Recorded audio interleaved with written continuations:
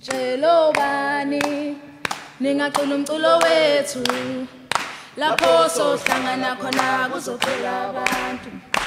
Jelobani Ningacula umculo wethu lapho sohlangana khona kuzophela abantu.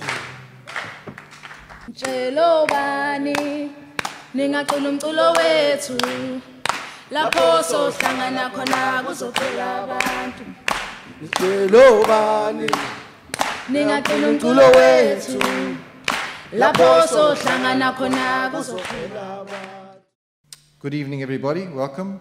A special welcome to embassy and consular guests, Councillor Logie Naidu, who I saw arrive, and Eric Appelgren, Head of International Affairs, and other guests from the eThekwini municipality in the city of Durban, members of provincial government. I'd like to welcome especially the Deputy Vice-Chancellor of the College of Humanities, Professor Ayi, the Deputy Vice-Chancellor of Teaching and Learning, Professor Vital, all other members of the University Executive, writers, readers, and there are a lot of writers here that have come to previous festivals. I've seen them, Shlopi, Ronnie Govender. Thank you very much for coming back and seeing our new crop of writers this year. It's a privilege to have you all with us to share in the opening of this now our 15th edition of Time of the Writer.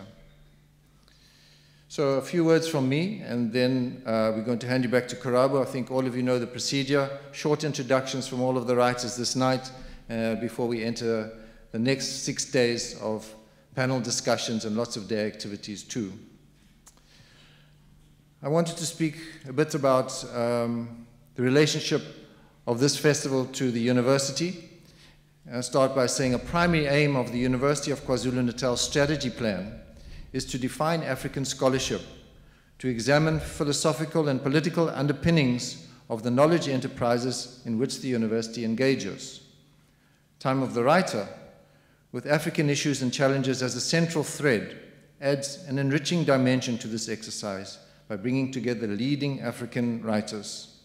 And writers are themselves knowledge producers, cultural producers. Books are cultural products, and both writers and books are key instruments in the transmission of knowledge. The strategy plan goes on to say that the university's ultimate success will be measured not just in terms of its production of new knowledge through research, but in its effectiveness in diffusing knowledge into society. It also says that African scholarship must, in the first instance, arise from and interface with our local context. And Time of the Writer's contribution is to organize public events and engagements with the broader society, through which people can see, hear, and interact with the writers directly, to explore their creative processes and their motivations, and better understand what informs the work of these writers. Now, the scope of the engagements this year is slightly truncated due to our funding constraints, but there's a substantial offering nevertheless. And apart from tonight's introductory presentations, there will be 9 panel discussions, plus a special poetry event on World Poetry Day, which also happens to be Human Rights Day on Wednesday. That's all taking place in the theater, as well as the launch of 6 new books, always something to celebrate. And this includes a joint publication by the Centre for Creative Arts and UKZN Press of 20 short stories by previous participants in this Time of the Writer Festival. Very proud moment for us to release this new book. That will be on tomorrow night. Day activities include 5 seminars and discussions on the university campuses, not just this campus, 7 events at other tertiary institutions, museums, community centers, and a bookshop. The Publishing Forum comprises 5 separate sessions which address challenges in the publishing realm, and that will take place at the Center for Creative Arts on Thursday. Tando Mgqolozana has already conducted a series of creative writing workshops inside the Westville Correctional Services, continuing a program we've had there existing, I think, for more than 10 years. Reaching young minds and aspirant writers is a key development objective of the festival. And this will include the school visiting program, which this week will reach between 2,000 and 3,000 learners at over 30 schools around the Durban and surrounding districts. On Friday, we will present prizes to learners who participated in the school's short story competition, which ran off before the festival. While in the Educators Forum, writers will engage secondary school teachers on the subject of the implementation of literature in the classroom.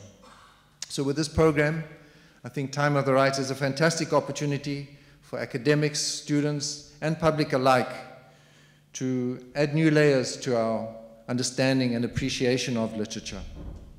The lineup of writers gathered here is an incredible mix of experience and newer, fresh contributors to the literary landscape. And I would like to extend my gratitude for all of you who will be engaged in the programs across the coming days. And I hope that your interaction with fellow participants and with the communities with which you engage will also bring you fulfillment and inspiration, possibly for your future work. May we give them a round of applause, please, our writers.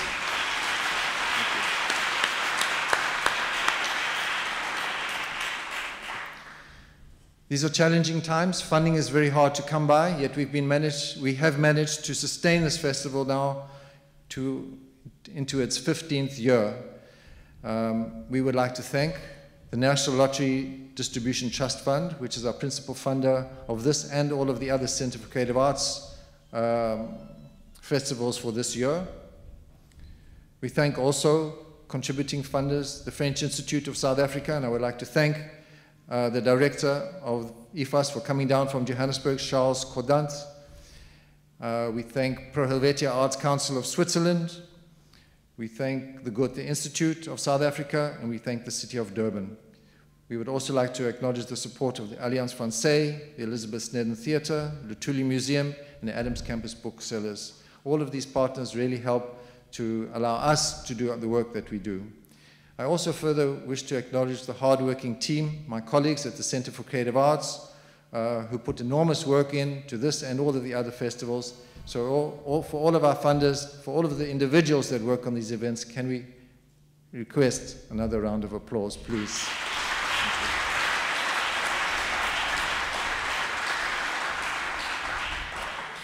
The university's strategy plan states that South Africa is a nation in search of identity and a post-apartheid imagination. Writers bear witness to the stories of our societies and are very much part of the process of articulating the state of the nation. These and other core African issues are placed center stage in Time of the Writer. One of those challenges, that's just one, is that of writing in indigenous languages. We have in our country many indigenous language speakers who are writers, but yet to choose to write in English. And in many cases, this is an economic decision because indigenous language books do not sell that well generally, except in the educational streams. And despite the national imperative to promote all languages, we find publishers are quite reluctant, understandably so, to put out indigenous language books. We do see a shift, however, and I think prospects for indigenous language work are improving. And these are some of the questions and challenges which we will be putting out in a number of panels in this particular festival. We've raised them a number of times before. It's a perennial challenge to us. But there's a new initiative.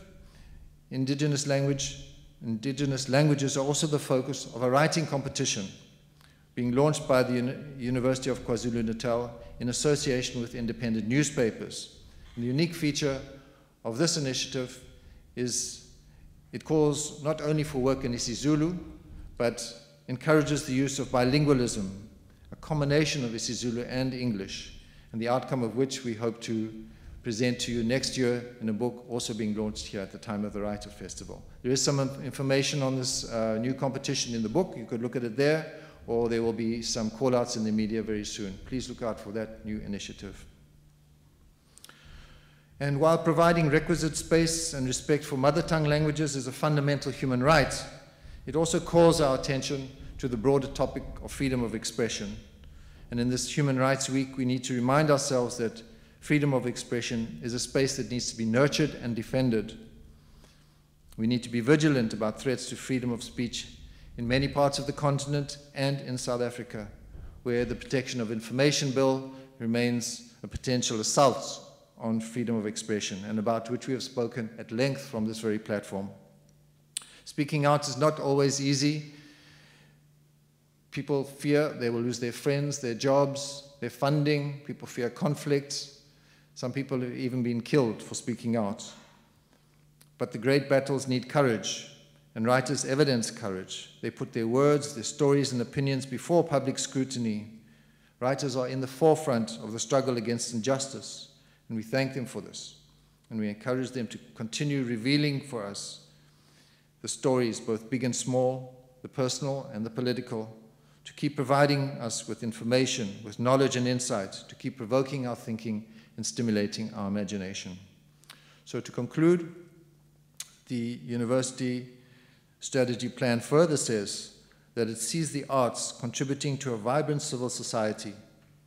And so as our contribution to the cultural life of the city and to all the people who will be touched by the presentations, the debates, the discussions and interactions of the coming week, we place before you the time of the Writer Festival.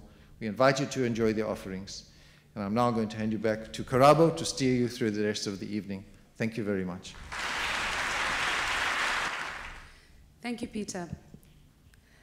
Now, the time of the Writer Festival for people who are bibliophiles, who are involved in the world of books and writing and words and language and expression, is one of those festivals, as I'd mentioned in my introduction, that it's a highlight on the calendar, to the extent where people actually plan their year around it. I plan my year around it. A lot of writers who come from, Binneland, away from the coast, if they're not invited to perform or to be part of the proceedings, they actually make a plan to come.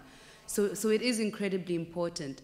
Now, in my job is as a journalist, and in my work we had Black Tuesday, where the Protection of Information Bill was put before Parliament, and all the people they approved of it. They said it's fine, pass it on, and now it's going to the provinces. And although it looks really good on the surface in terms of protecting classified state information, to look after all of us, one of the dodgy bits about it is that, and sorry, I use simple language. These guys are going to use the really complicated language, because this is how we talk, this is how we explain it to people. Is one of the dodgy bits is that means if I write something before it can get published, someone in government has to approve of it and say it's okay, and then the rest of everyone else can read it. And I reckon if it's rubbish, let the public decide that it's rubbish or it's nonsense or whatever. And the biggest travesty about it, though, for me, was that the conversations that happened around the Protection of Information Bill happened among people who are educated. It happened on social media platforms. And there was a survey that was conducted among residents of poor neighborhoods and townships. And it turned out that 40% of the respondents didn't even know what the bill was about. So, when we're talking about the weapons of mass distraction, when you can get away with passing a bill and people don't even realize what the ramifications are, I think that we need to use a week such as this one to make sure that South Africans and the world, we have to remind the world that we need to defend some of these gains that we made. And and I'm sure for individuals like Ronnie Kasrils, who'll speak soon, will say, if you've read his books and you've followed just what it took to get South Africa to the point where we have this amazing document that acknowledges and defends and preserves our dignity as people. It can't be under threat so soon, So during the course of this week, you're going to get a taste of that. And but let's meet the writers now. I'm going to present them in alphabetical order. They're going to introduce themselves and their work. If you want to get more background information, you can purchase this booklet at the entrance, and it will cost you 10 rand, which I think is okay, considering that you're going to use it throughout the course of the week. So in alphabetical order now, let's invite to the stage one by one, beginning with Chris Abani from Nigeria. Good evening. Good evening. My name is Lebo Maqhele, and I'm a strong black woman. My name is Chris. I'm from Nigeria. I don't have any oil to sell to you, or any internet fraud, but I do. I do bring you a blessing in Yoruba. It's in Yoruba we say "Irete sono irete," which means the goodness which is lost has been returned. It's a beautiful time to be in Durban. This is my 4th time, and I was told by Peter that if I come one more time, I get to run for mayor, and I get to be a citizen. So, but it's exciting to be here this particular week where we're celebrating the freedom of expression. For the rest of us growing up on the continent, during and post-apartheid, South Africa has been a beacon of light. The way in which the transition was handled, I can tell you, wouldn't have been handled like that in Nigeria.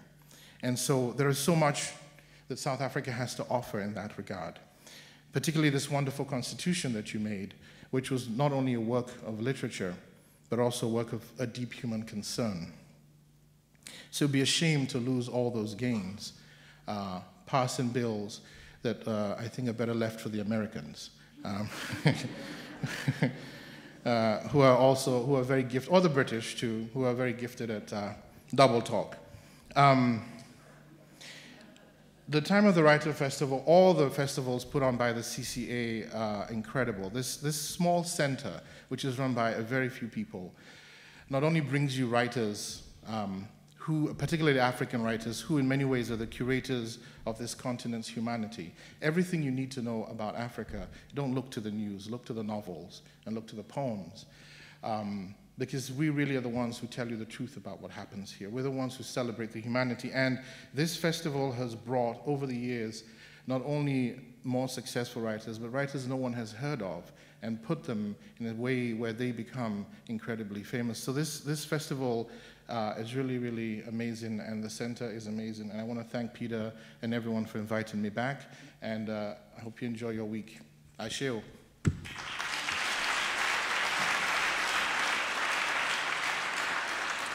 Thank you, Chris. And it's also important to note that this festival is as old as our Constitution. And also, there have been big celebrations at Constitution Hill from the end of last year until now that are celebrating this Constitution. So I think, it's also a little bit of a sad irony that we're now defending it, and when we should just be celebrating it and upholding it. Now we're fighting for it. And there's also a book out that gives you a background to it.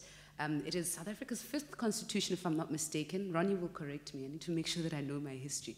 And since 1910, when South Africa became South Africa. So there you go. I'd like to say welcome to the stage now to Ibrahim Al-Koni, who is from Libya. Welcome.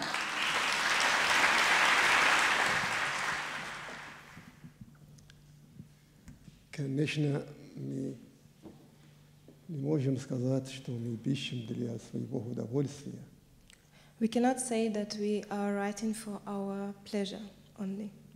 Мы пишем для какой-нибудь цели. We all write for a certain goal. Это значит, что у нас миссия. That means we have a mission.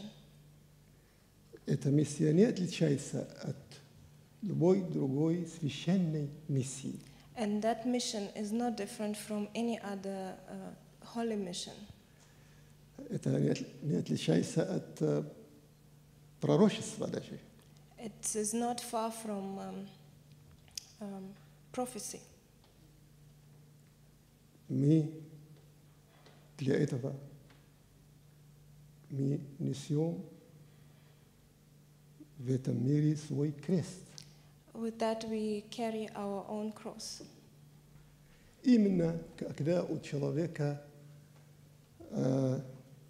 такая миссия, когда его культура, его идентитет и его народ угрожен исчезнуть с лица земли.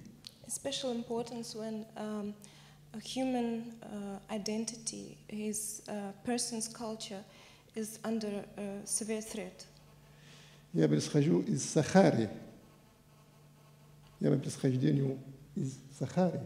I originate from Sahara Desert. Там живет такой народ, который жил там сотни тысяч лет. There live people that live there for thousands of years. Сотни тысяч лет. Это значит, 100,000 of years. это значит, там они родились, там они существовали с самого начала. They existed there from the very beginning. И не пришли из-за какой-либо другой земли. And they didn't come there from some other land. И кто знает историю хорошо, начиная от Геродота, For those who know the history well from Herodot's times, поймет, что все эти цивилизации, древние цивилизации, которые встали в Сахаре и близкие все районы, как Египет или как Европа, это под влиянием этой культуры. Those who know the history well will know that all the tribes that live there, even from the neighboring countries, from Egypt, that they came and originated from there. Клод Леви-Штраус сказал когда-то, когда умирает вождь какой-нибудь африканской племени, это как будто целое человечество умирает. Клод Леви-Штраус. Strauss had said that when chief of a tribe has passed on, it is almost as if the whole tribe has passed on. Именно африканской племени. Especially African tribe. А что сказать, когда уже исчезает целая цивилизация, целая культура, целый язык, древний язык перед нашими глазами? And what can we say when we have a whole civilization, whole culture, whole language and identity disappearing in front of our eyes? Это происходит сейчас с туарегами. This is what happens now in Tuareg. Поэтому моя миссия, которая началась уже более 45 лет, это цель спасти сколько можно из этой культуры. And so my mission that has begun about 45 years ago is to save and preserve as much culture as possible. Это, конечно, очень трудно, когда один человек это делает, а не организация или государство, или мир. Of course, it's very difficult and almost impossible to do when only one person does it, as opposed to organization, government, and of course, a whole world can. Парадокс, что существуют международные организации, как ЮНЕСКО, и ничего не делает в этом направлении. And it is a paradox that we have organization like UNESCO that has done nothing in that direction. Это смешно, когда ЮНЕСКО старается номиновать какие-то города как символ цивилизации мира, как памятник культуре, и не обращает внимания на языки и культуры самых древних народов, которые угрожены исчезнуть из лица земли. It is at least funny that UNESCO will name certain cities as a World Heritage Site and have failing to see and failing to preserve the culture and the languages and working towards preserving the culture and the languages of the people living there. То, что происходит сейчас с туарегами, когда-то угрожало народ, южноафриканский народ. What happens today with Tuareg people has faced once South African people as well. Когда существовал здесь апартеид, это весь мир, весь свободный мир стоял чтобы спасти дух этого народа, южноафриканского народа, от исчезновения под властью апартеида. When there was apartheid in South Africa, the whole free world, the whole world outside of South Africa was standing for preserving the peace and the spirit of South African people. Я помню с малых лет, в моем паспорте, когда я уехал в Европу 1970 года, все время написано на этом паспорте, что можешь на все страны мира ехать, кроме Южной Африки, во время апартеида. When I left my country, I had a passport, and then in that passport, I had seen that I can visit and live in any country in the world besides South Africa. Поэтому, когда пришел Нельсон Мандела к власти в начале 90-х годов, тогда я решил первым делом приехать и смотреть, что такое Южная Африка. So when Mandela finally has come out of prison, this was my first country that I wanted to visit and see what has happened and what is happening in South Africa. Был запрет официально в нашем государстве снят, и когда мне спросили мои коллеги там в Швейцарии, почему вы так рветесь, хотите ехать в Южную Африку, я сказал, что я не знаю, что произойдет завтра. Могут возобновить этот запрет. Я не смогу посмотреть легендарную Южную Африку.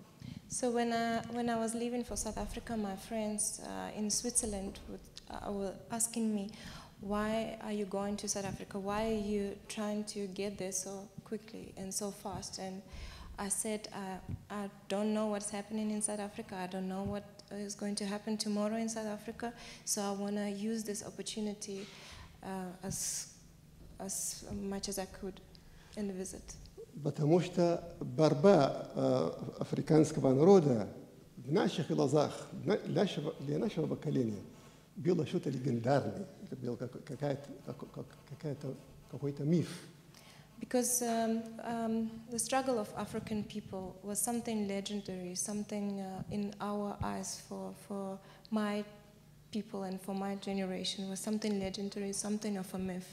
Я был рад сегодня стоять здесь и воспеть песню свободы и песни спасения духа африканского, южноафриканского народа. I would love to stand here today and sing a song about the salvation of South African spirit, of African spirit in this country. Спасение культуры этого народа. And about culture of these people. Это чувствую, что это спасение часть моей культуры, потому что культура это одна во всем мире, это символ человека. We have a similar culture throughout the whole world, and this culture is about a symbol of a human. Поэтому для этого мы пишем для того, чтобы спасти кого-то. And this is why we write. We write to save somebody. Чтобы спасти что-то. So that we can save something. Я думаю, это само это священно. And I think that this is already a holy mission. Спасибо вам большое. Thank you very much. Thank you. That's Ibrahim Al-Koni from Libya. And up next from Nigeria is Sephi Ata. Please come to the stage.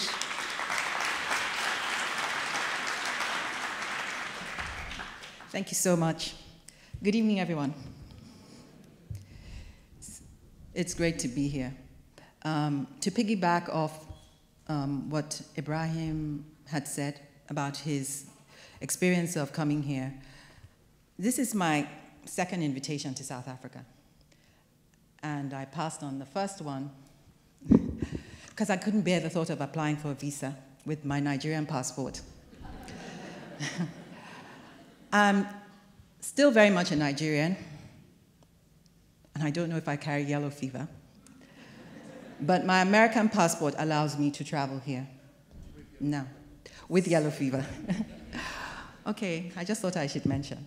I live in the United States, and I have lived there for 18 years now, and I started writing there. Before that, I lived in England for 16 years, and before that, Lagos, Nigeria, where I was born and raised, and spent the first 14 years of my life.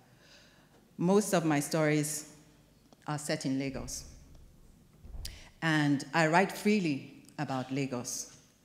And I am fortunate in the sense that, unlike a lot of African writers, I do not fear any repercussions from the government, even when I criticize the government. And perhaps they don't read my books. If anything at all, the repercussions come from the small community that I was raised in, which is somewhat conservative.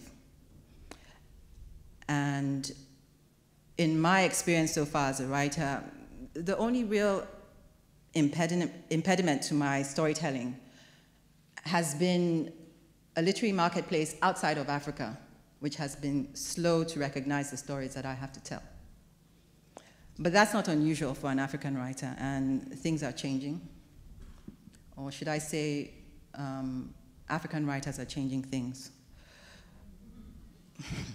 So thank you so much for having me here. I'm very excited to be here. Thank you to Peter and the Center for Creative Arts. And thank you for coming, and I look forward to spending more time with you. Okay.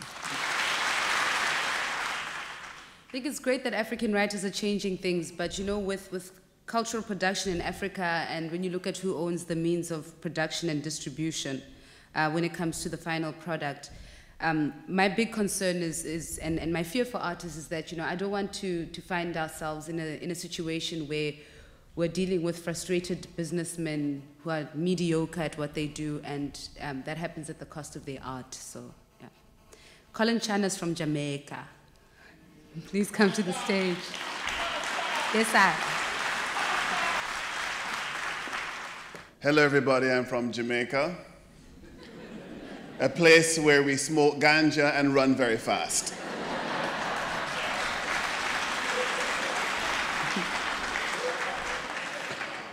At this point, I'd like to bring my translator, Kwame Dawes, to the stage. Yes.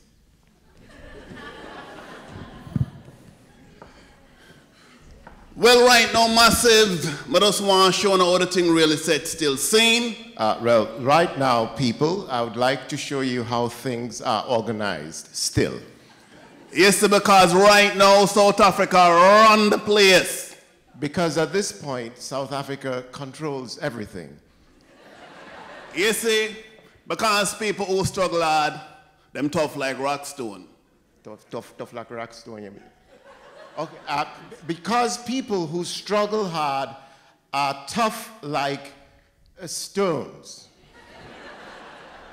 Originally, still no, but never did really want to be a writer still, no, but they really want to be a reggae artist still, but my mother tell me, say, if I do that, she go pay police to shoot me and kill me.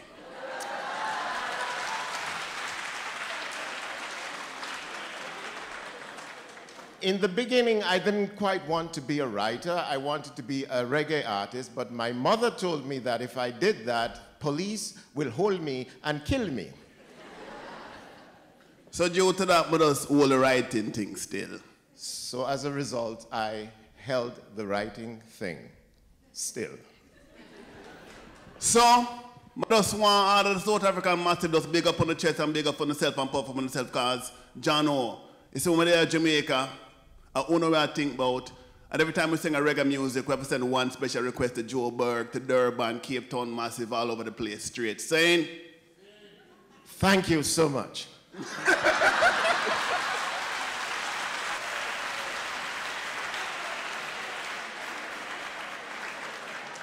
Awesome. Kwame, you should have just stayed on the stage because you're up next. Kwame Dawes is from Ghana and Jamaica.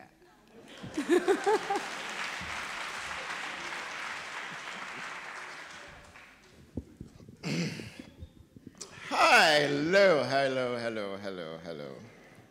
So, my name is Kwame Dawes. I was born in Accra, Ghana.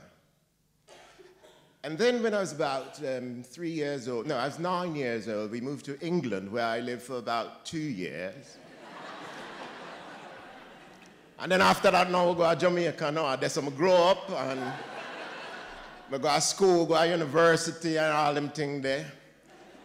And then I went to Canada. There's nothing more you can do with a Canadian accent. Eh? Yeah.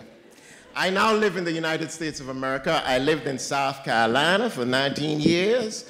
And now I live in the Midwest. I live in Nebraska. I'm an editor of the Prairie Schooner. Nebraska? In the house? Wow. Yeah, Lincoln.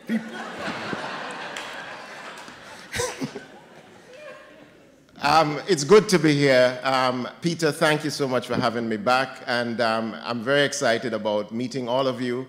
And I hope we have a good time. There's lots to be. I mean, South Africa represents everything about struggle and identity. Today is my mother's birthday, and I called her, yes.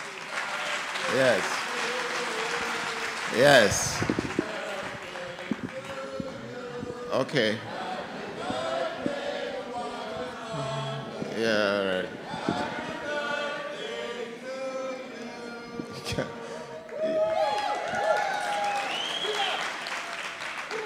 You just can't take them anywhere. Anyway,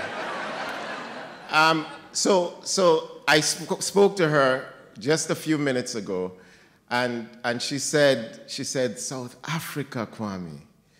And all of a sudden she said, you know, they were in Ghana and then came to Jamaica. Those strugglers, those people who were underground came and trained, and they've come back to build their country. It's very good. So thank you all, and thank you for the heart of struggle that you've given us. Give thanks. Cynthia Jele is from South Africa. She's author of Happiness is a 4-letter word, and I'm still wondering what that 4-letter word is. Please come to the stage. So I could never top that, and I wouldn't even try. Durban is a very special place for me. Durban is where I spend most of my holidays, so Christmas holidays, and in some very dingy hotels at the beachfront, like 10, 15 of us, family, insisting on coming to Durban in 2 kumbis. Durban is also a special place. It's where I went to school. I went to Technical Natal, which is now Durban University. I don't even know. I refuse to call it anything but Technical Natal. I think Durban today is also proving to me why it's special. I mean, I haven't read to or spoken to a crowd as big as this, and I have always read that Durbanites don't support anything. They don't buy tickets to anything. Asha didn't come here. So, because Durbanites didn't buy tickets. So I think this is proving to be not true. And I think, give your hands, give yourself a round of applause, for being here, for making the effort. Happiness is a 4-letter word, is a story. It's a modern story set in today's Johannesburg. It follows 4 friends, women, the girls, the friends, and they've known each other for a very long time. And it follows them as they go through different struggles in their life. These are women that are different to their mothers. These are women that their mothers will frown, will pretend they don't know these girls. These are women that easily spend thousands of rand shopping for clothes, for makeup, for shoes. And these are women that drink wine at restaurants openly they smoke cigarette. At the same time, these women have not forgotten their responsibility or duty to the extended family. These women always pack up every holiday and they go home, which is where the parents are. So these women are living in both worlds, you know, in worlds that they grew up in and in the world of today.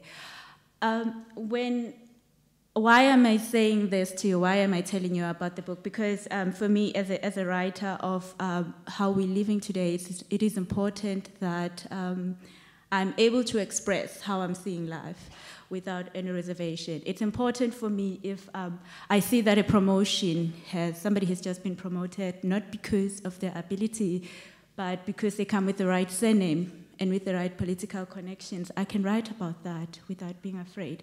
So it is today, and I think this week, and I'm really, really looking forward to taking part in the festival. It's my first time here. And yeah, thank you. Thank you for having me. Thank you, Cynthia. Yeah, and I'm one of those women who drinks wine openly, and but my mommy's proud. She was one of those girls in the 70s. That was hardcore, you know? But yeah, it is important that we also recognize these stories. And what Cynthia does say is true, is that, you know, I often say that we're like ducks swimming on the water. You see us you see us swimming gracefully, but underwater we're paddling like hell. And I have to pay for my niece's textbooks. She's in law school. I'm looking after my kid. I have to make sure my dad gets his meds on time. And come Christmas time, somebody has got to pay for the sheep that gets slaughtered. And everyone looks in my direction, and I don't have a minister of finance. Ronnie Kasrils is Minister of Intelligence. He's one of our favorite people. I have so much admiration and respect for Ronnie Kasrils and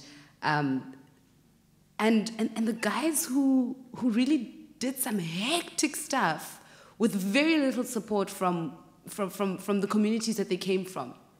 Glenn Frankel wrote an interesting book called Ravonia's Children that looks at 3 white Jewish families in South Africa who were part of the struggle. And you know, people have there's this struggle fatigue, you know, when books come out and they tell stories about people who are involved in the struggle. And I understand why. In many cases, they are self-congratulatory exercises. But I can put my head on the block right now and say that Ronnie is there with us when we say this is not fair. And he does it without fear or favor. And he tells the stories with honesty and integrity, and he joins the Twitter wars when we're hacking on about it.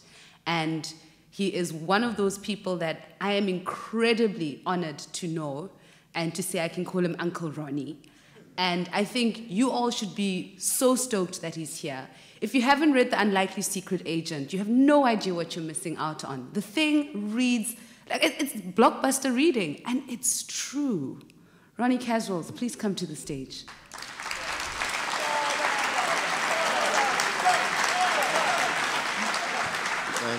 Thanks so much.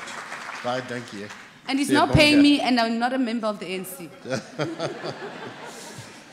Well, I'm born in Joburg, a place called Yeovil. Gives one a lot of street cred, that. I live in Cape Town now, but this is my home. It's my political home. I also used to be brought here by a lovely mother, very kind person, who taught me to respect human beings. Greatest lesson of my life. And she used to bring us down to Durbs every December, and we used to go and park in the Pavilion Hotel or the Cumberland, and the world was the oyster, playing on these lovely beach sands. And one December, as I was driving this little boat around the pool, front of the old Edward Hotel, I spied a little black kid, my age, hanging on the fence, watching all us white kids having the time of our lives, and his father stood with him, looking and I saw the hopelessness in his adult eyes, and it haunted me. Back at school, we were asked to write about the holidays, die vakansie, and how we enjoyed it. And little Ronnie, aged 10, wrote about this incident and wrote in the most depressed way. And the onderwyser van die ou Transvaal, he read this letter and he says, "Ach man, seentjie, you mustn't write about sad things, writing to make people happy." I told my mother, and that good woman said to me what I had done was right. And she meant two things. She said it was right that I had been so unhappy, and she said it was right that I wrote about it. It's a pity, Peter, it was sport and my love of sport that took me away from the writing life. But when I left school, I wanted to be a writer.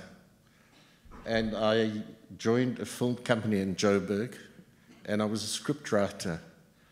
And Lever Brothers, bless their golden hearts, offered me twice the wage if I'd come and work for them in Durban. And they were in the business then of making films and getting ready for TV. And they loved me until they discovered from the special branch that after the Sharpeville massacre, 52nd year since this Wednesday, Ronnie Kasrils had become involved with the terrorists, lots of them in the audience here.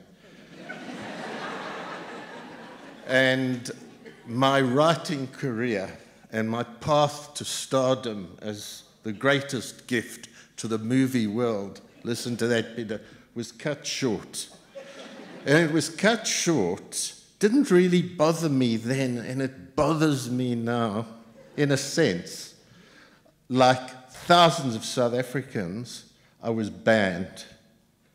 So I couldn't write, I couldn't have anything published. I was like 23.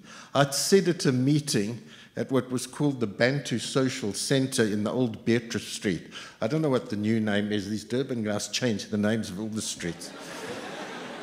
And I had the temerity to say there that what we need in this country was one man, one vote. Now, not terribly politically correct these days. We'd say one person, one vote. One man, one vote was the cry.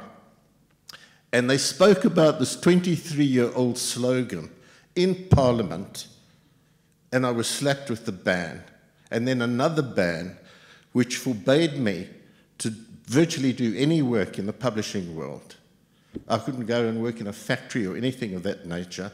And I had no more freedom of movement. With Sunny Singh over there, we were restricted to the magisterial district of Durban. So anybody who asks why the sons of Luthuli and Mandela and the daughters turned to sabotage an MK must know it was because peaceful protest was no longer allowed. So really, one learnt at first hand what it was like to be deprived of the basic human rights of movement, of expression, and so on, which of course was the lot of 80% of our people anyway. So let me say this, and Karabo, I'm your hero, but remember, I am the former minister of the spooks who had this idea a few years ago that there was a law about protection of information. That was a 1982 apartheid law, and we needed to change it and make sure it was in accord with the Constitution. Now, that is obviously a very necessary thing.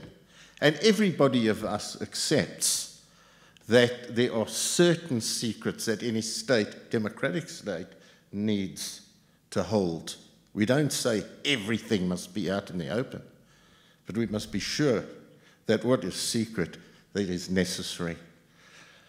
One of the old foxes of the movement called Kada Asmal God rest in peace, said to me, you know, my friend, let sleeping dogs lie. This is a tricky thing. And I said to Kada, we can't. We actually have a law, and operate a law that's from the apartheid era. We've got to change it. Be very careful with it. And I want to say this, we really were. And a key thing about this was that we wanted full consultation with our people. We wanted to be absolutely sensitive, not just from the Fourth Estate, but from everybody, and that we would go through the whole process in the regular way, in a very consultative way.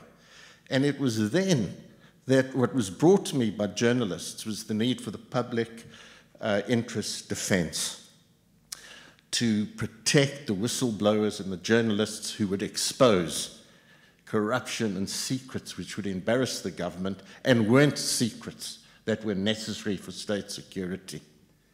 And that's where the whole thing has turned into what I've called a dog's breakfast of toxic gruel.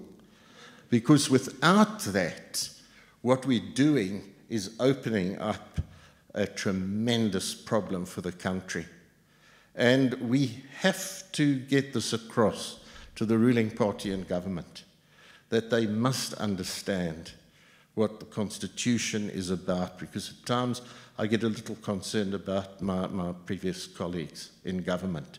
You see, there's a section called Section 16(1) of the Constitution, and that's about freedom of expression. And it's a short little paragraph, and it says that freedom of expression includes freedom of the press and the media, freedom of artistic expression, academic freedom, freedom of scientific research, and the right to access to information, to receive and to pass on information. It goes on to say in the second section that what is forbidden, what is not accepted, is the question of hate speech, and that would be and is defined as incitement to war and violence, and hate in relation to religion, ethnicity, race, and gender. It's as simple as that. There's no point, nowhere in that list, about national security and state secrets. And this is really where our government is going wrong. And in terms of our wonderful statements that we heard earlier from Nigeria, from the Caribbean and so on, I think it was from Nigeria, that South Africa must be seen as the torchbearer. That's what we've been, the light unto the nations and so on.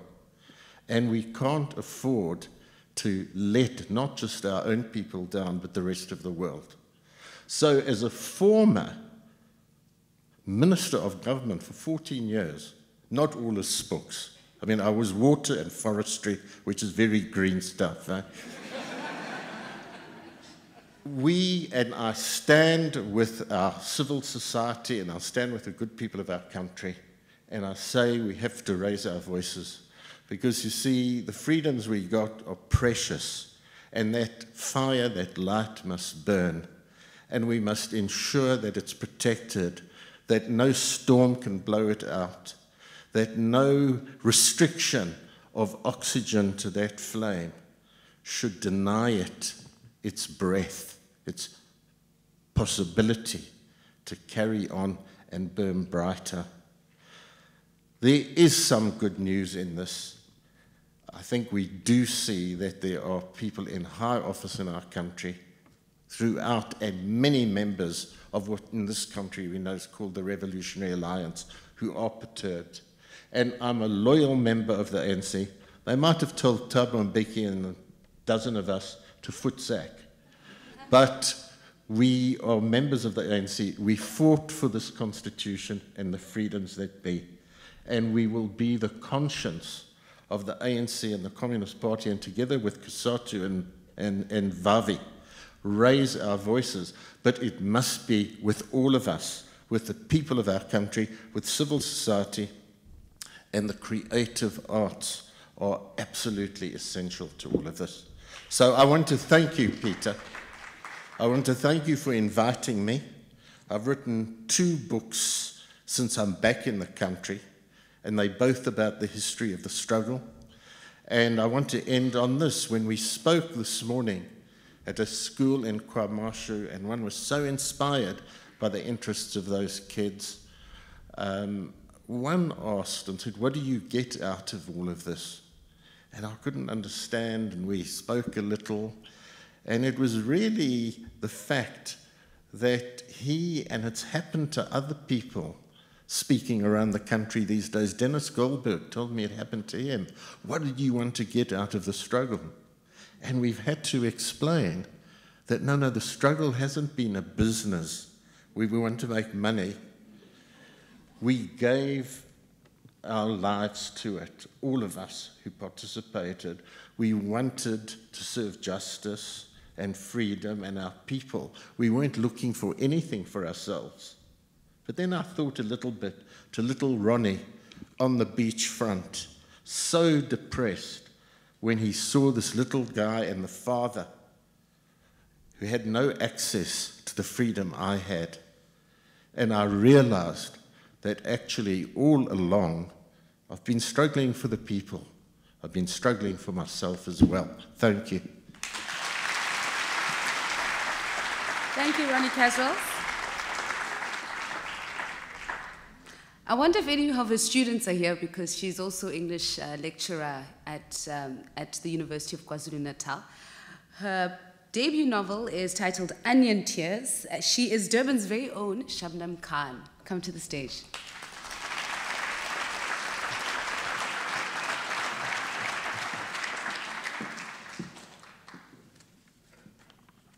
Can't see anything. Okay. So, Assalamu alaikum.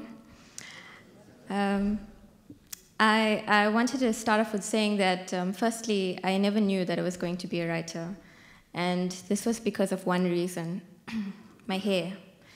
You see, and you can't really see because it's covered, but you see, I have very fine hair that I've inherited from my mother somewhere here. And I always believed that if you were going to be a good writer, you had to have a head full of healthy, glossy hair, especially if you were going to be an Asian female writer. All these amazing female Asian writers that I admired, like Arundhati Roy and our own Gabeba Badroon, have these amazing locks of hair. I don't know if you've noticed, and it looks like it's uncared for, but it's very exotic. And so I thought that people would take me seriously if I had that kind of hair. And so I attended the Jaipur Literature Festival at the beginning of this year in India. And every time before I went on the stage, I would spend 10 minutes shaking some life into my hair so that people would take me seriously. Thankfully, God was kind to me, and my novel was published besides me having bad hair. Firstly, I want to thank everyone for coming here tonight. As Karabos mentioned, that this is my hometown. I have been teaching at this university for the last 5 years. I've been coming for the time of the writer. So it's an absolute pleasure to be able to be speaking to my fellow Durbanites tonight. I was a teenager when I wrote down in my book of dreams, you know those kind of books you have when you're 15 years old with glitter and writing and my goals. And I published a novel by 25. And surprisingly, 10 years later, it actually happened. It was in a way a dream come true. But as with all dreams that materialize, you realize that you have to navigate yourself through some things. I'm still learning about the space that I have in this world, where the things I write can affect people. It's astounding to think that you can write something that can make a stranger cry somewhere in the world. Or a stranger to think deeply about the thoughts in your own head. I mean, that's amazing. It's a humbling and incredible position to stand in. It's also very terrifying at times. As I mentioned earlier, I grew up in Durban. Now, most of us Durbanites are very chilled and laid back, and we know that Durban is considered quite behind the times when it comes to the arts as compared to Johannesburg and Cape Town.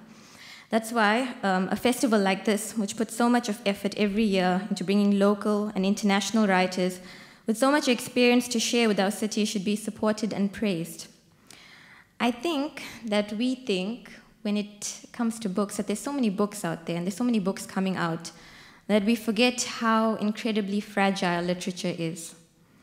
If we don't fight for it, if we don't respect it, if we don't cultivate it, then much like freedom, it can easily be destroyed. So I think tonight, and I think Cynthia made this point as well, I think tonight, the ones who should actually be celebrated are you for coming out here. I mean, it's Durban after all, nobody goes out at night. My father is here, he's never been out at night ever in his life in Durban, so I'm very excited for him to be here.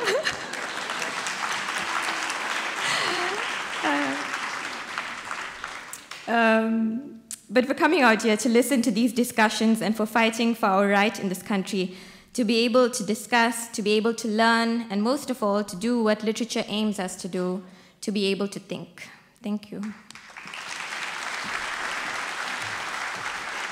From Ghana, let's welcome author of Eyes of a Slain Woman, The Other Crucifix, The Sun by Night, Benjamin Kwakye. Please come to the stage. Kwakye.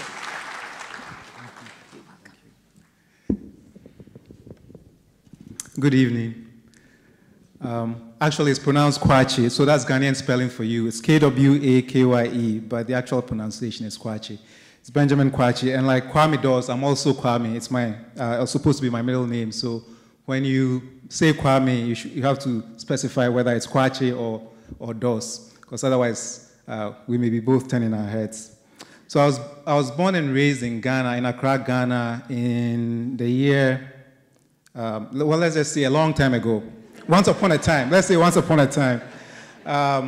And I went to secondary school in Ghana and then did a year's national service and then went on to college in the US and then law school afterwards. And I've been in practice since. I currently work as in-house counsel for a company. And along the way, I've published 3 novels with one on the way and a collection of novellas. So on the one hand, I am a writer. On the other hand, I am a writer. Well, I would like to think of it that way, but unfortunately, I shouldn't say that. But on the other hand, I am a lawyer. So a lawyer on the one hand and a writer on the other hand. And, you know, I hadn't actually planned on this, but as the previous speakers were speaking, a quote occurred to me, and I don't think that I will get it right. I think it's by Pope, which goes something like, the price of liberty is perpetual vigilance. Perpetual vigilance. And the question that we need to keep in mind, actually, as we celebrate writing this week is, who is the guardian of that vigilance? And underline perpetual. Because as the previous speakers have said, you know, if you don't guard it, you will lose it. And as a lawyer, sometimes I like to think that I'm part of the legal system that is involved in protecting liberty. But as we all know, lawyers also can get ideas, and occasionally you get lawyers involved in actually promoting tyranny. But on the writer's side, I think that more than anybody else, by challenging convention, by revealing ourselves to ourselves, boldly challenging tyranny, I think that writers really are involved in this perpetual vigilance that promotes freedom of expression. So as we celebrate literature this week, I think it's something that we should bear in mind and never ever take it for granted. And that if we don't protect it, we lose it. And that writers really are involved and very, very important in this process of maintaining freedom of expression, which is so important for our liberties. And it's with that in mind that I actually take so much pride this week as I am involved in this time of the Writers' Festival, and with much gratitude and thanksgiving, and I'm looking forward to spending more time with you. So thank you very much. That's Benjamin Kwakye, ladies and gentlemen. And I'd like to welcome to the stage next. He is a prolific poet, and he writes in Sepedi as well, which I have so much admiration for. because as the missionaries got us, 4 generations ago. So, you know, my mother tongue is meant to be Setswana, even though that's not my mother's language. And when you meet people who are able to express a really deep part of who you are and of your identity, and they can do it with so much pride and with joy, and it's part of who they are.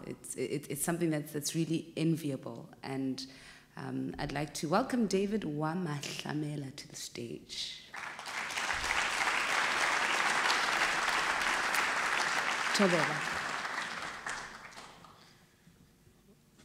Tore,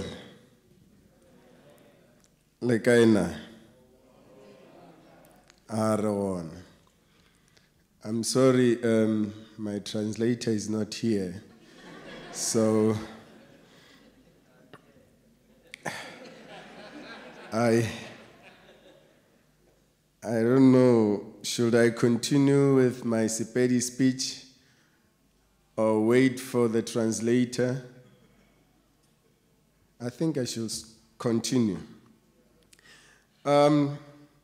This day is also a very important day to me, not because my mother is, it's my mother's birthday, it's not. The previous year, on this day, I was awarded the Pensalp Multilingualism Award, together with other people who treasure their languages. I'm happy because tonight we also have Usis Mgqolozana. She also received the one for isiZulu, so I received for Sepedi, so that's why it's important to me also. So your mother and me, we got a connection in a way.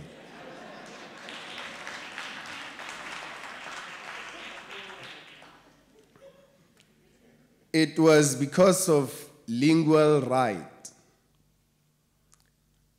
June 16 took place.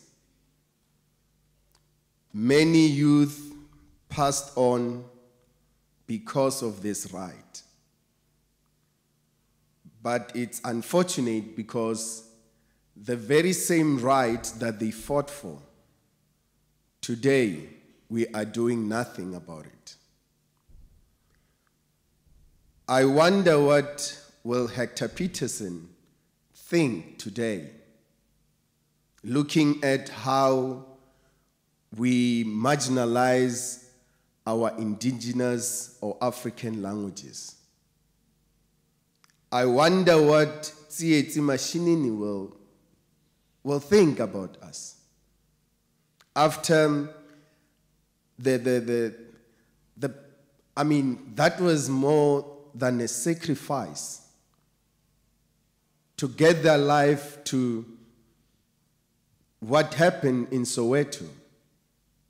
But today, even after the formation of the likes of Pensalp, which was formed in the parliament, it's so embarrassing to realize that the same institution is struggling to pay its people. They do not have budget to pay the staff. So how will they develop these languages if they do not have even money to pay their own people?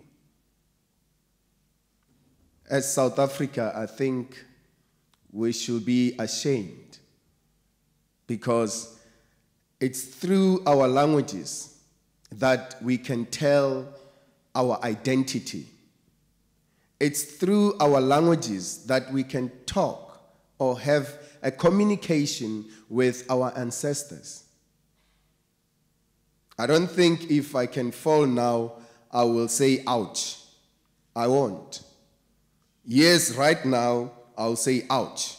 But when I fall there, I'll say mawe. This is the reality. And it's sad that you go to institutions, the Department of African Languages are closing down. because there are no jobs, because nobody is interested in learning these languages. You go to parliament, there are translators and interpreters. When last did you hear one of our leaders speaking in these languages? It's sad. But I'm happy because there are still few people who are dedicated to ensure that these languages do not just disappear like that. I hope we are going to have a wonderful week. Please, just bear with us. Some of us were full of pain. So help us to relieve this pain by merely giving us your ears. I thank you. Yeah, the issue with languages is quite a travesty. I was speaking to a kid in lower primary school, and we were talking about June 16. And she said to me, if June 16 was about Afrikaans, how come I still have to learn Afrikaans at school? And so I gave the backstory and everything. But then the issue was that in the majority of the good schools in South Africa, kids don't get to choose their mother tongues as a language that they learn. And if they do, it's a subject that's separate. And there is the perception, and I don't know where it comes from, that if you take Setswana first language or isiZulu first language, it's difficult. And I think this comes from what one African academic wrote about the nature of English, is that, when English colonizes you, it also makes everything else foreign. So even yourself, you become a foreigner,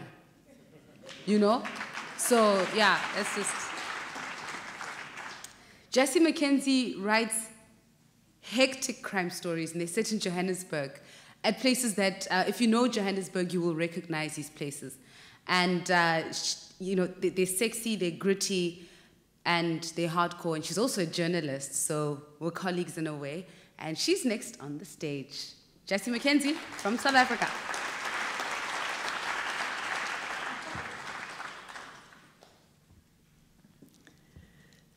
I couldn't help wondering while I was sitting and listening to everybody speak, what would happen if, when someone's cell phone rang, you were dragged out of your seat and shot?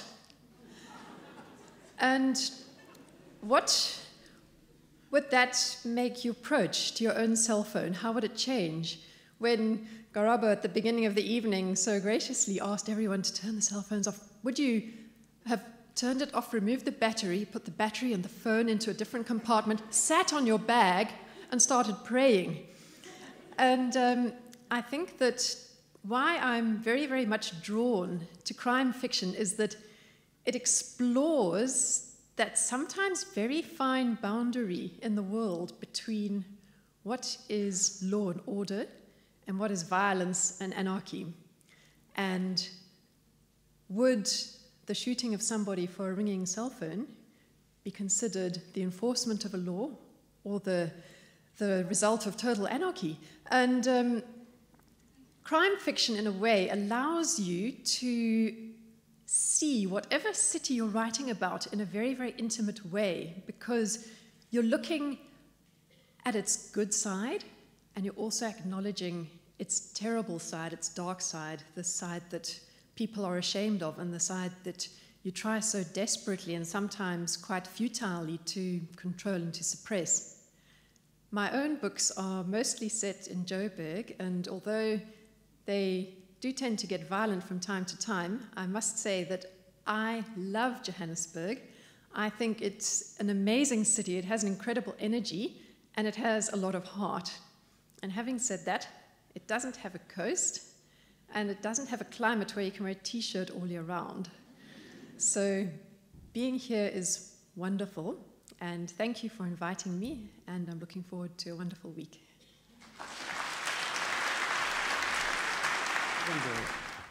I only realized that when I came back here 3 or 4 weeks ago. I spent my whole adult life here. I came here in 1971. I saw a pretty girl, I fell in love, I married her, Our children were born here. They went to school here. This is my town. I have spent a lot of time at this university. I've taught here. I did a couple of degrees here. I've paid a lot of rates in this city. I am perhaps the exception in the sense that I've got my money back. I represented the city in various legal disputes. Sometimes we won, sometimes we lost, but I can assure you they've repaid those rates 10 times over.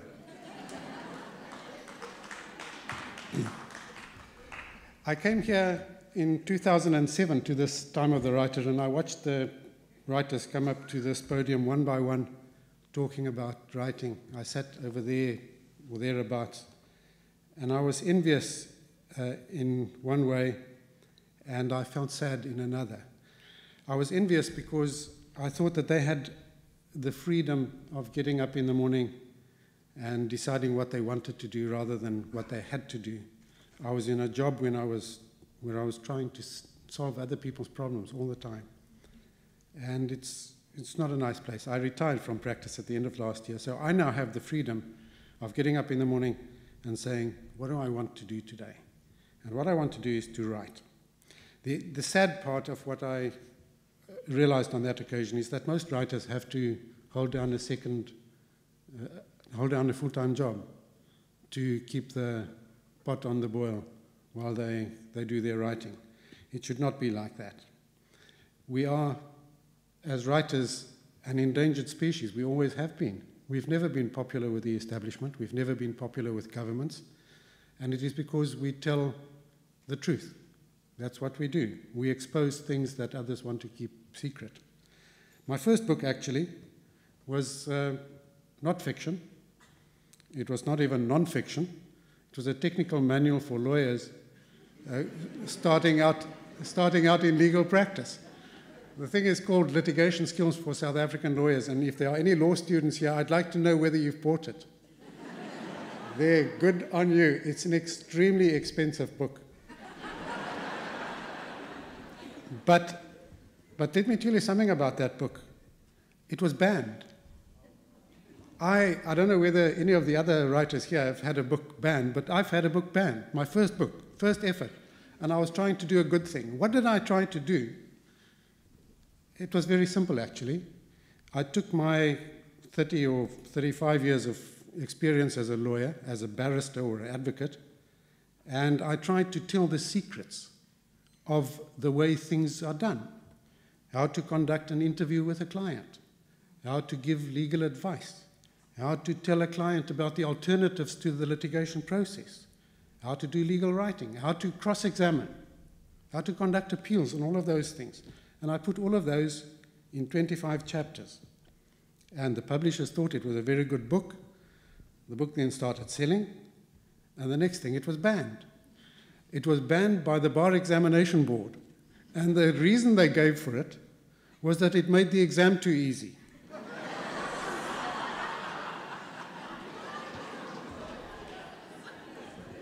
Now, I fear that this information bill, you know, it's funny how they make laws and they mean exactly the opposite of what the short title of the act is. This act is called, or the bill, is the information bill, but it's actually the secrecy bill.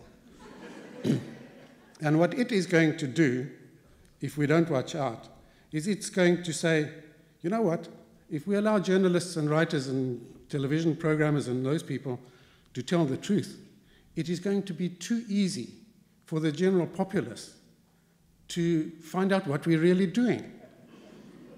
And then they're going to ban us. It shouldn't be like that at all. I'm not really a crime writer. I see I'm described in the program as a crime writer. My books are about state crimes, my novels. In Shepherds and Butchers, I try to expose the secrets of what really happened in the death chambers. And I believe my information to have been accurate. In my next book, I deal with issues relating to the war in Angola, the efforts we made to assassinate a foreign president, the atrocious way we have treated the San or Bushman people. In my latest English novel. I deal with events which happened in this province, how the HIV virus came into this province, how the authorities came to learn about it, and how they tried to keep it secret. They've got thousands of lives on their conscience, hundreds of thousands. There's also the story of a ship which really existed, which had been converted into something which would have resembled a prison. I have no doubt that one of those cells, Mr. Kasrils, would have had your name on it. But that is the style of my writing. I write about state crime. In my latest book, Clarence van Buren, Die Man Agter die Donkerbril, the English version will be out in about 2 or 3 months. I deal with a crime which was committed here in Durban, or its environs. A man gave an 18-year-old girl a lift. They never arrived at home. The girl's naked and mutilated body was found a week later under a culvert on the south coast. A local psychic found the body, and the rest you can read in the book.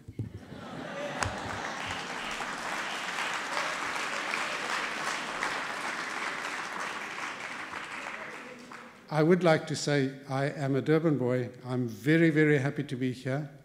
I followed my wife and children to New Zealand, but this is where I belong. Thank you for having me. There's some freaky stories coming out of Durban lately. There's another one that I read, I was judging the Sunday Times Prize last year, and it had something to do with Libya, like Gaddafi's people were in a deal with like our government, and there was a sexy Libyan woman who was a honeypot and the local guy. And you read this stuff and you're like, okay, this can't just all be made up. It cannot possibly. So yeah, I suppose that's why some people get a little bit upset. Leila Marouane is from Algeria and France, and she is brought here courtesy of the French Embassy and Institut Français d'Afrique du Sud. Please come to the stage. Welcome to South Africa, and good evening.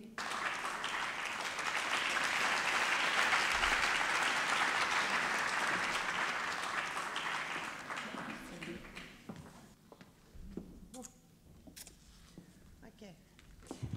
Good evening. First, I apologize for my English because I don't practice at all. I can read it, not very easily, but I can read it. And I'm going to try to tell who I am. So I am Leila Marouane from France, and I'm living in France, in Paris. And I was born in Tunisia, in Djerba, and grown up in Algeria. My parents were a big resistant, big fighters against colonialism, and they were very proud of that struggle. And when I grown up, we had another war, and I wanted to struggle inside Algeria, and my mother said, no, go. We gave everything. We gave for you, and my English is, I had to invite,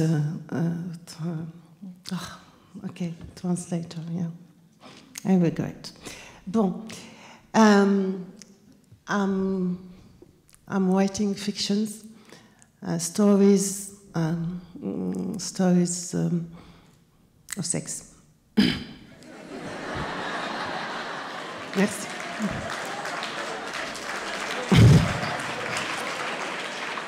Yes, because I decided to finish with struggles. I said, enough, too much struggles, everybody is writing on struggles, so go on sex. Voilà. Okay. 10 years ago, I met somebody from here. He was a writer. I met him in a festival, and he said, I am from South Africa. And I said, again, struggle. I said, okay, my mother, before she died, she said, I'm afraid to die before the end of the apartheid and the end of of the, before Palestine will born. It's clear? Yeah, okay.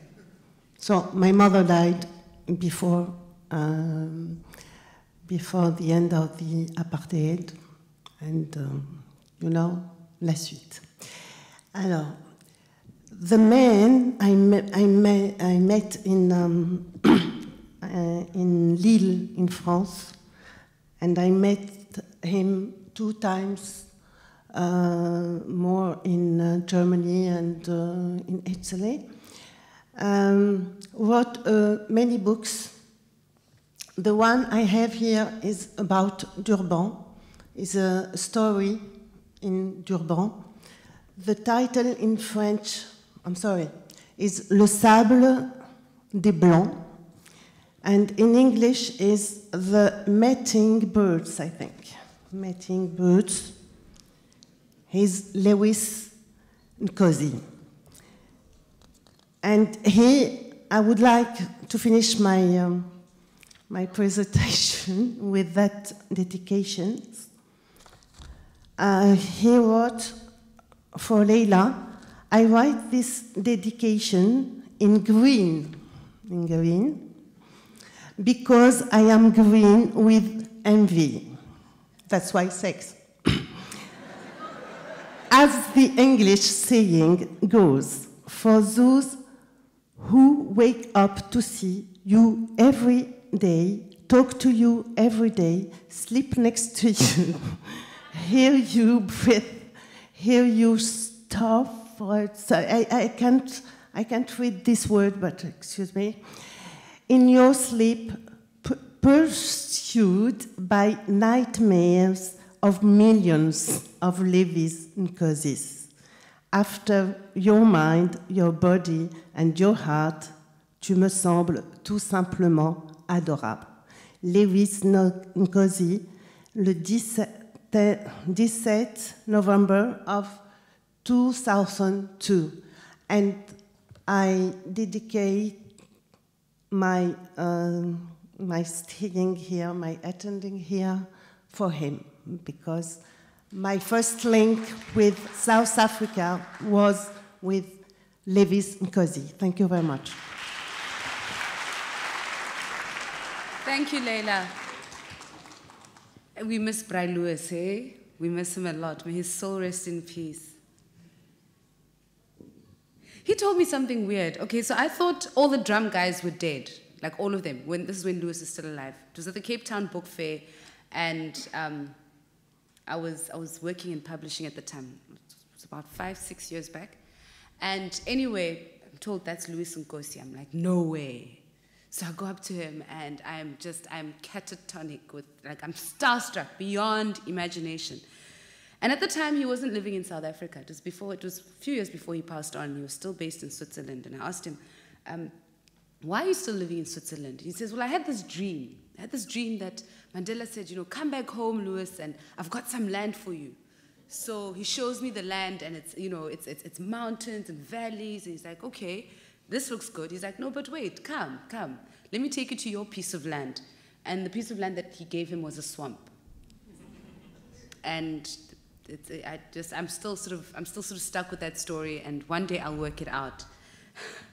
Tando Mgqolozana is a very interesting writer. He wrote A Man Who's Not a Man, who broke open a story of taboos that usually stay within a certain section of our community because of, you know, your typical clash between tradition and modernity, and what do you do about taboos? Do you talk about them? Do you not? He did that with A Man Who's Not a Man.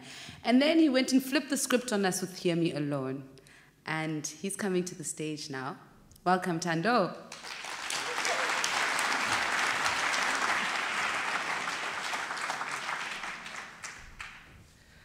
Well, thanks, Karabo. And I knew that you would pronounce my surname properly after the whole Mgqomeni thing in public. Let me put some disclaimers out first. The stories that I write are not about sex, but there's a little bit of sex. It's not my mother's birthday today.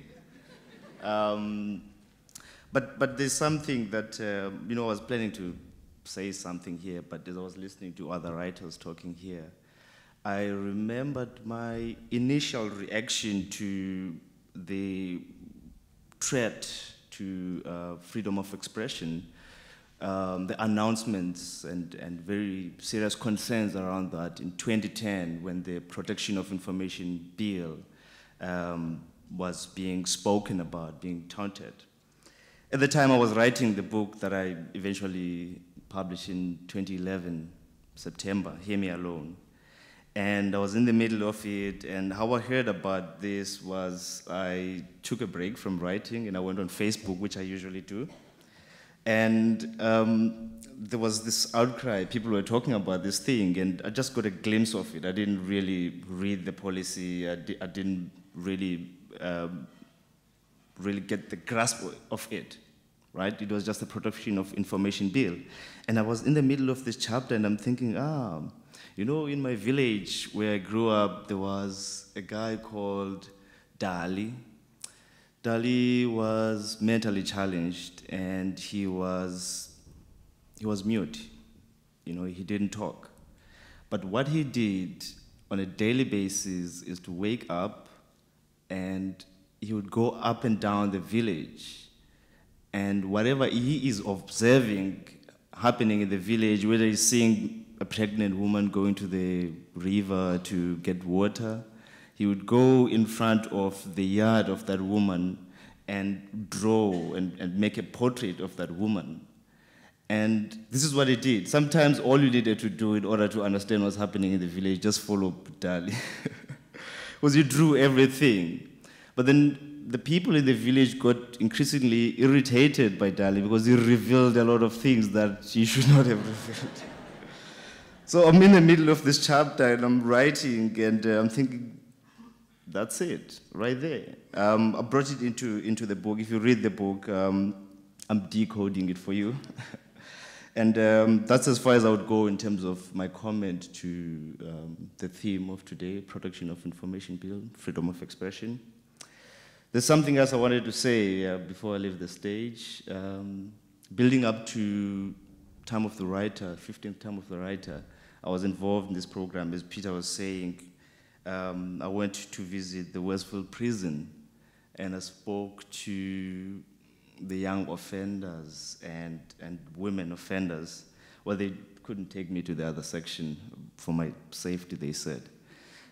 And what is amazing is when I got there, especially with the women, and the usual first question I'm asking them is, do you read? You know, and they burst out laughing, you know, for a very long time. And I was embarrassed, you know, I thought something was happening. I checked my zip and everything, but it was intact. And I waited for them to finish laughing, and they said, I asked them, what are you laughing about? I said, but why would you ask such a ridiculous question? Like, okay, how is it ridiculous? I said, that's what we do, we read. You know, it's an obvious thing. You know, and then I went on to talk to them about the importance of reading and the fact that it's not that obvious out there in the society. Many people do not read. Some people come to literary festivals. You know, they are aware of the existence of books on literature, but they don't read.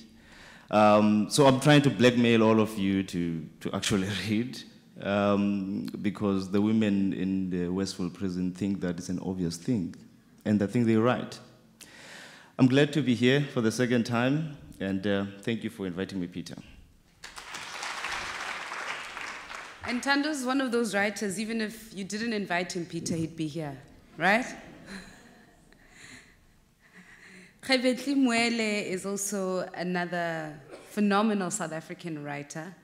And I promise that this year on World AIDS Day, I will promote the Book of the Dead. Please come to the stage. And no more blackmailing me, Kgebetli.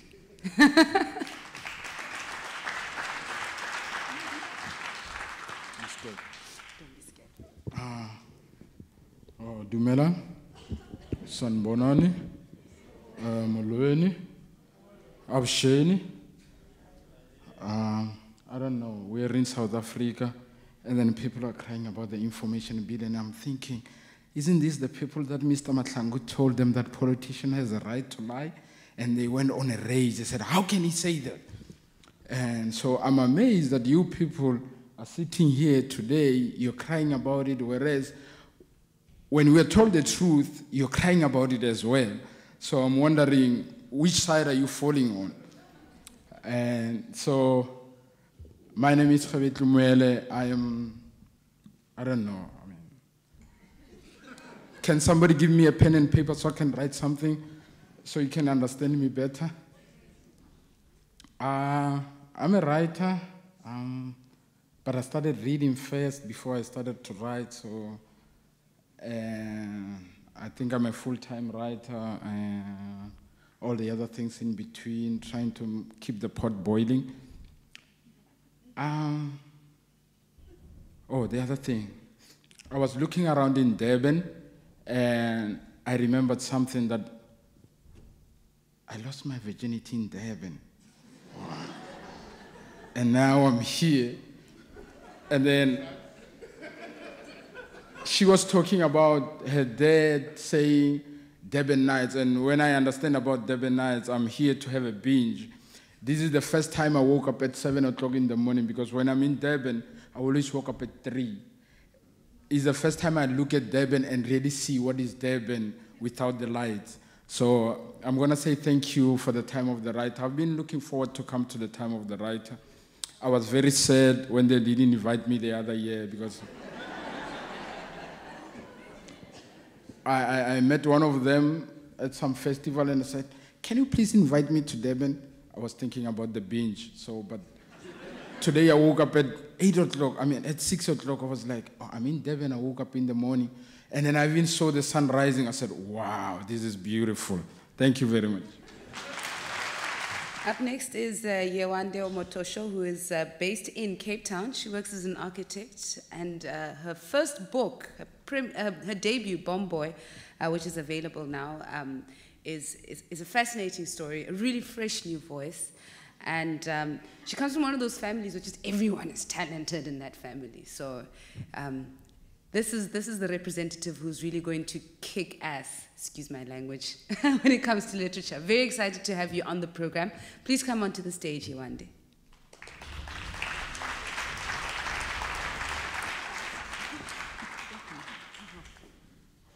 Good evening. It's a real honor to be here, and thank you very much for inviting me. I feel like I'm in heaven, actually. Just being around all the writers here, being in an environment like this. I think, a lot of people have spoken about the need to, as writers and readers, rail against enforced silence. And I agree with that. I think there's another aspect to it, which is also railing against the words we make becoming futile. And those words become futile when people don't read them and when they're not heeded. And I think sometimes my struggle is I'm often around the converted, so what's amazing is this room is almost full, but we need to fill rooms like this, hundreds of thousands times over. And we need to check who's reading what we're writing. I'm interested, do our leaders read what we write? Because occasionally I do despair a bit at the seemingly repetitive nature of African countries. And are we going to make it? Are we going to break through whatever the seal is? And while many struggles have been won, Ronnie Kasrils here, and we know struggles have been won, it just seems like there's this ongoing seal that we can't quite burst through. And so we must rail against the writing being futile, and we must really guard that people heed them. Yourselves here, thank you for being here, but that more and more people heed them. And for me, I read, a poet, often I go to him as a source of solace sometimes when I do despair a bit at, when I'm not, at politics and at the corruption, and it seems like I think writing can save the world, but sometimes I do despair that it's maybe not doing it as fast as I think it should.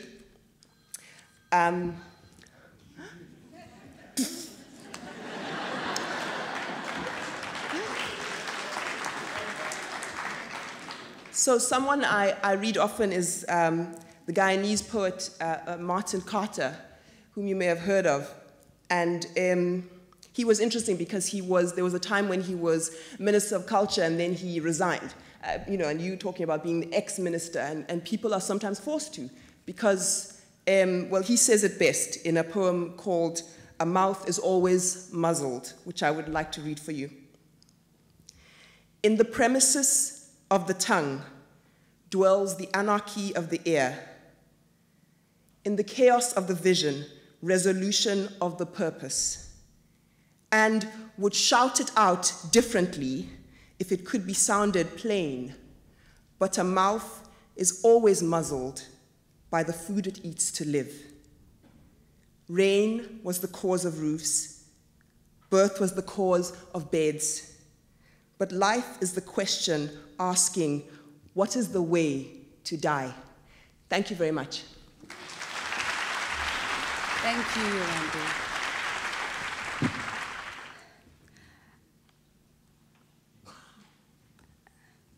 Another writer who writes predominantly in an indigenous tongue, predominantly in isiZulu, and he's also a South African Literary Award winner, is Dumisani Sibiya. Please come to the stage.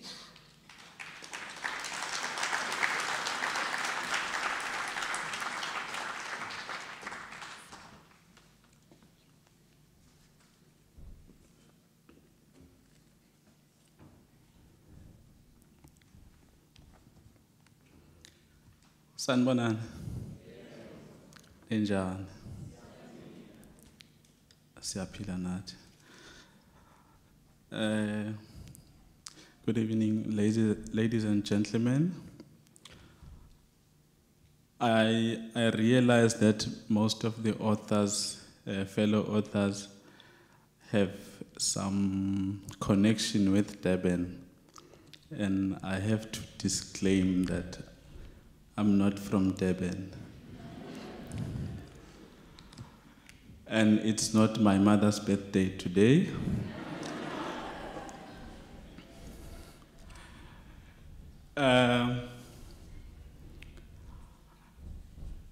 I'm not really very sure where to start. Oh, another disclaimer, I'm not Julius Malema, so I'm not a very good speaker.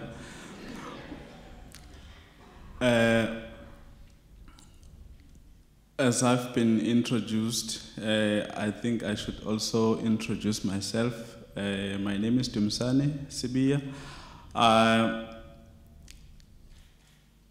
I'm a KwaZulu-Natal person, very far from Durban, and I was born in Ngutu, which is close to Vryheid. I think from where I come, we pride ourselves with the whole history of the wars that were fought, the war of Isandlwana, as well as the war which was called Battle of Blood River. We basically in South Africa, we come from a history where our stories, our histories have been distorted, propagated and censored. The likes of Sol Plaatje and Thomas Mofolo, who were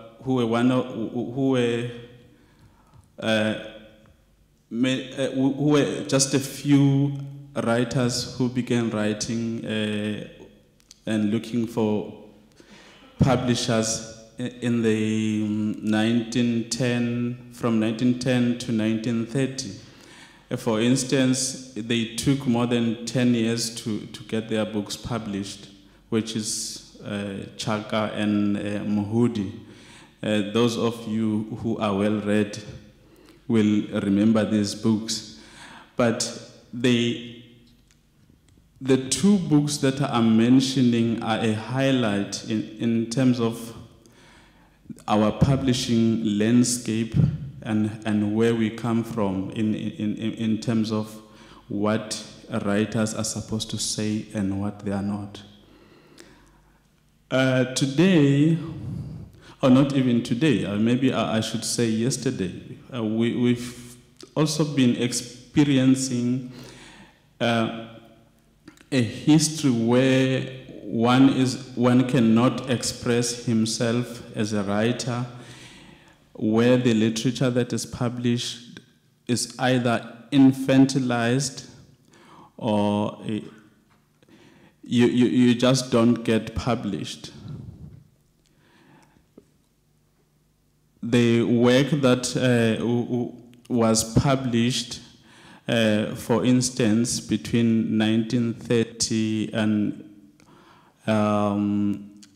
through to the 1960s, specifically in the African languages, is the work that was heavily censored, and it had to please and the taste buds of certain people.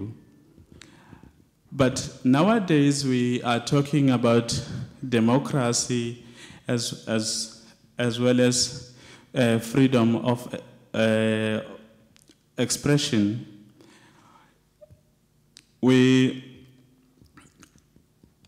Some of the most significant things that we need to do as writers is to express ourselves without any fear of being censored, as well as without subjecting ourselves to self-censorship.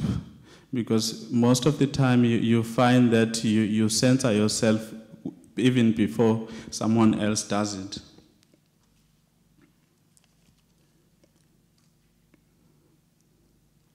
It is within our right to tell our stories and histories in the manner that we see fit. It is within our right to right the wrongs of the past. It is also within our rights not to shy away from the social ills and to comment and air our views about issues that pertain our society, as well as our new democracy. There's a writer that I admire. One of the authors spoke about bad hair, and it reminded me of the likes of Wole Soyinka and the big hair, and Ngugi wa Thiong'o with his constantly uncombed wild hair. And I thought that a writer like Ngugi wa Thiong'o, I admire him a lot, but I will always have my hair cut beautifully, like I do have. But the most important thing is that I admire Ngugi for strongly arguing that when we talk African literature, when we talk literature in Africa, we should actually be talking literature written in African languages. I know it's an old debate, and I'm not that old to be actually be dwelling on that old debate, but there is something very important in what Ngugi is saying, because I also, as a proponent of Ngugi, I strongly believe that our literatures have to be also in our languages, as much as people write in English predominantly, But there are people out there who cannot hear the president when he speaks in English. So in other words, the president is talking about them, and they don't hear it. And I don't want to call that gossip, but it's a kind of gossip because they actually don't understand what he is saying. So in creating meaning and exploring and exploiting certain social issues, I believe it's better to speak also in the language that they best understand, which is the indigenous languages. I would like to, in conclusion, thank Peter for having me tonight. I think this is a good gesture that as we celebrate our literatures, we also recognize that there are people, there are good authors out there who write in Sesotho, who write in isiZulu, who write in Tshivenda, Xitsonga, and other African languages. And I hope this is just the beginning, that you, Peter, and CCA staff have me as an isiZulu writer, and we would really like to get to see many more writers coming on stage, and hopefully you will invite me again, unless you want me to hate you. I thank you.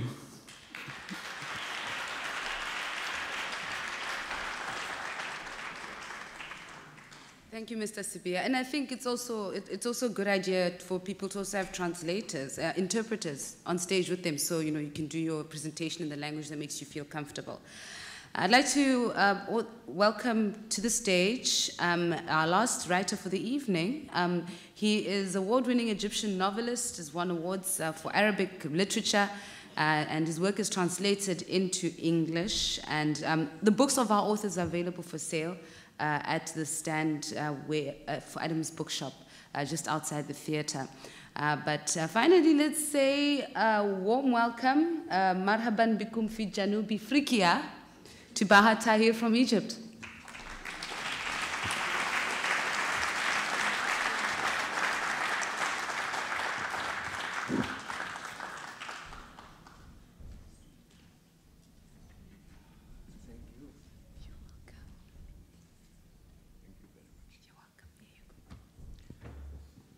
Hello, good evening.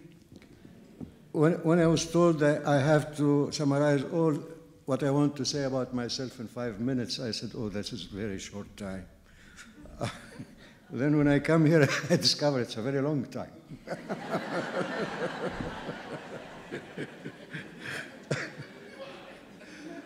Anyway, I can spend this time telling you my name. I'm not joking. I'm not joking. It is true. It's a problematic name because usually people expect you to have a first name and a surname, and I have one, very nice, Bahaa Taher. But actually, this is neither my first name, this is neither my surname. My first name is long enough to be Muhammad Bahaa el-Din. That's 3 different things. And my family name is Taher Abdullah Salim. You can 6 names older. And if I want to tell the whole name, it will take a little bit more time. I am Muhammad Bahaa el-Din Taher Abdullah Salim Omar Omran Ali Atman al-Omrani.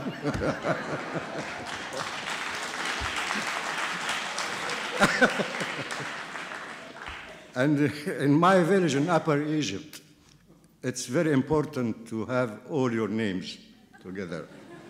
And when I used to tell my daughters those names, the poor ones, they felt so awkward how to tell their colleagues that their name is Dina Muhammad Bahaa el-Din and the rest of it.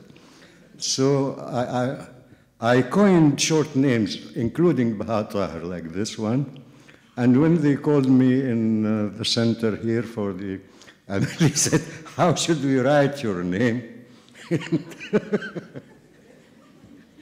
How are we to use it in the passport? Shall we write all those names? I said, no, we invented another name for the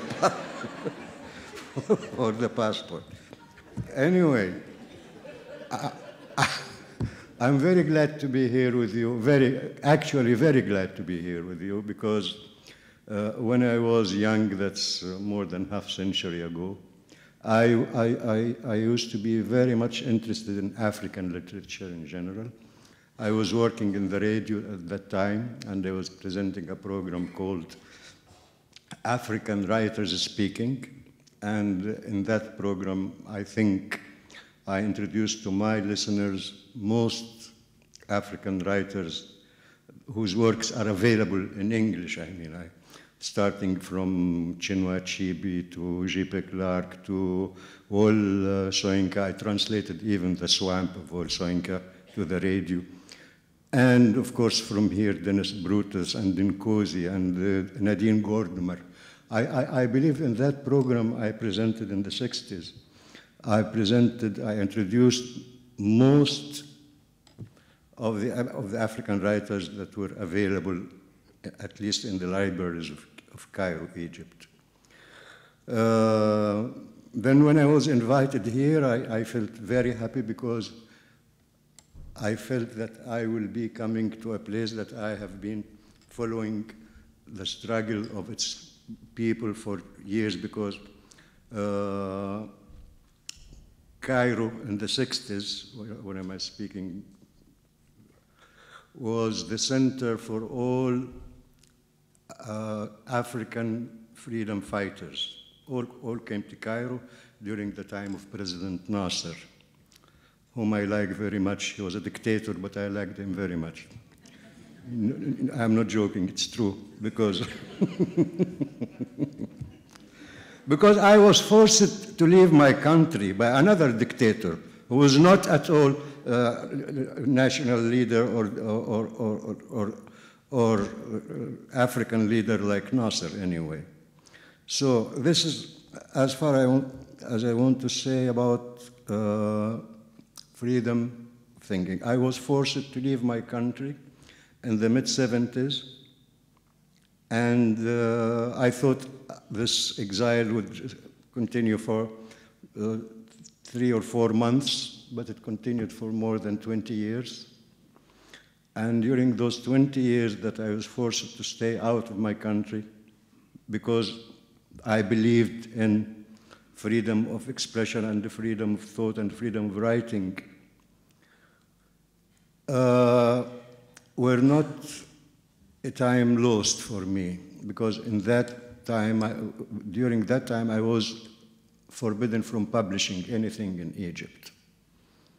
But I said if I stopped writing, I would die, or I would commit suicide. So I said, instead of suiciding, I should write something.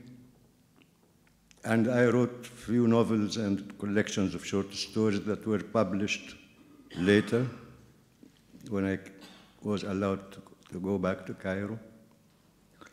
And then, because of my respect for freedom of thought and freedom of expression, I took part, after I came to Cairo in the mid-90s, in all the demonstrations and activities to topple the dictatorial government of Mubarak,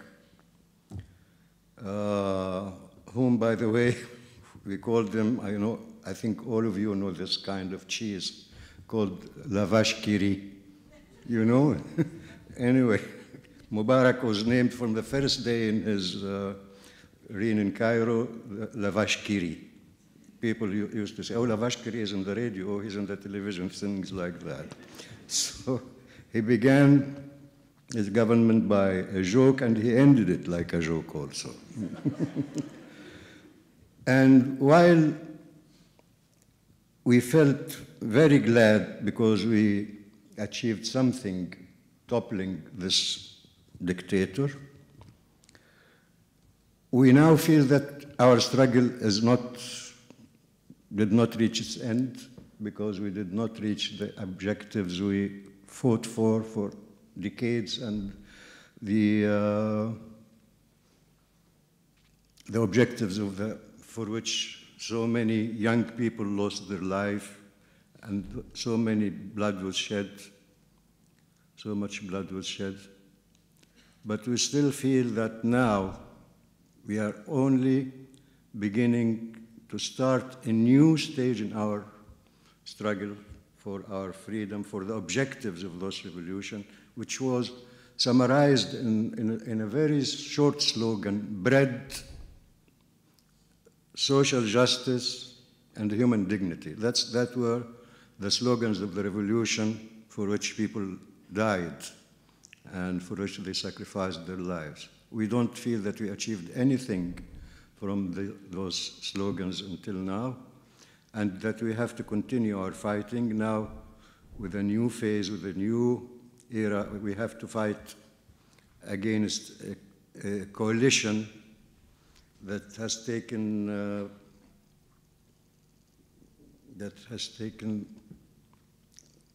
the power after the revolution, including the military and the hardline Islamists. I'm a Muslim myself. I consider myself a good Muslim, but I have never been a hardline Islamist, and I never believe in what they say and in what they do.